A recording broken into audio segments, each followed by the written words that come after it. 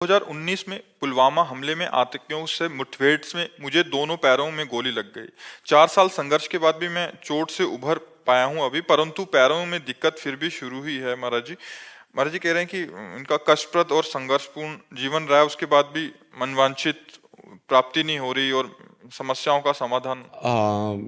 देशभक्ति के लिए तो पहले हम आपको प्रणाम करते हैं कि आप हमारे देश के लिए संघर्ष किए, आप दुख प्राप्त किए।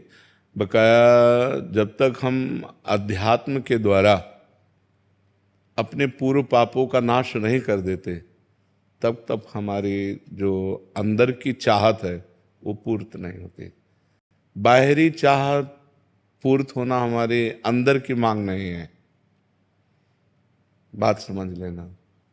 क्योंकि फाइनल में जब हम यहाँ से जाते हैं, तो चूंकि हम शरीर तो हैं नहीं, तो शरीर यहीं छूटता है। तो शरीर के साथ जितना कमाया हुआ होता है वो सब यहीं छूट जाता है। शरीर के संबंधी यहाँ छूट जाते हैं। फाइनल में आपके पास क्या होता है? आपका किया हुआ कर्म, पाप कर्म या पुण्य कर्म। लेकिन अंदर की जो मांग है वो सुख है, वो शांति है। देख लीजिए, जिनको हम किसी वस्तु, व्यक्ति, स्थान, पद पर आरोपित करते हैं कि इस वस्तु से, इस व्यक्ति से, इस स्थान से, इस पद से हमें सुख शांति मिल जाएगी, वो नहीं है।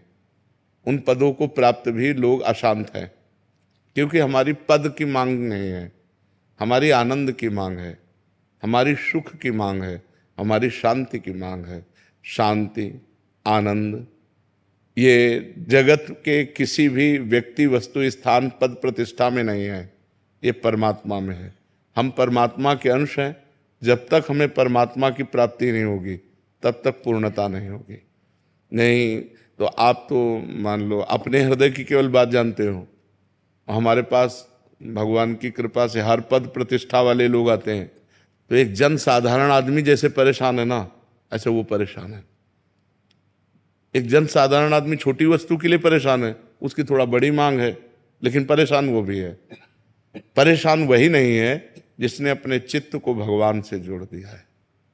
हमारी प्रार्थना है, ये शरीर टिकेगा नहीं, आज नहीं तो कल जाएगा। वो कार्य कर लो जिस कार्य के लिए आए हो। देशभक्ति का कार्य तो हुआ, अब भगवत भक्ति का कार्य कर लो। नाम जप करो और चित्त भगवान से जोड़ दो, तो इस स्थिति में भी आप आनंदित रहोगे। जीवन को अध्यात्म में बनाओ और जितना जीवन बचा है उसे भगवान को समर्पित कर दो, तो आनंदित हो जाओगे। नहीं तो ये सुधरने वाली चीजें नहीं। पता नहीं कितने मिनट जीवन के रह गए, पता नहीं कब कौन सी क्या घटना हमारे जीवन का अंत कर दे।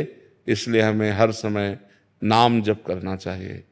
राम राम राम राम, राधा राधा राधा, हरि हरि हरि, कृष्ण कृष्ण कृष्ण।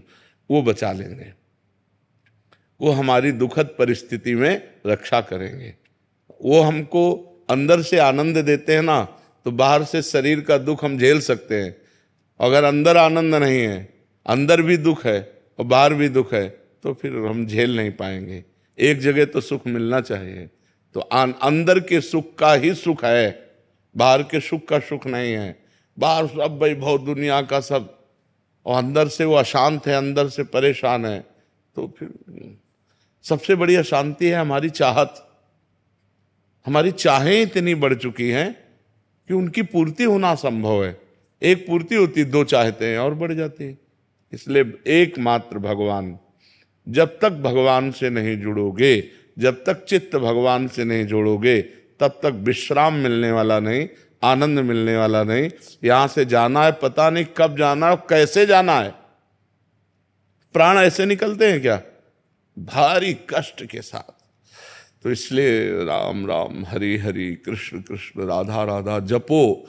तुम्हारे पाप नष्ट हो, तुम्हारा मंगल हो। बिना अध्यात्म के तुम्हारा जीवन बिल्कुल सुखी नहीं रहेगा, चाहे जो कुछ एकत्रित कर लो। ये आपका साहसी और परोपकार युक्त कार्य रहा, जो आप हमारे राष्ट्र के लिए अपने शरीर को कष्ट में डाले हैं। ये आपका बहुत बड़ा सुकृत रहा। लेकिन इससे केवल काम नहीं चलेगा, अब आपको चित्त जोड़ना होगा श्री भगवान से, तभी परम मंगल होगा। आप हमारी बात समझ रहे हैं?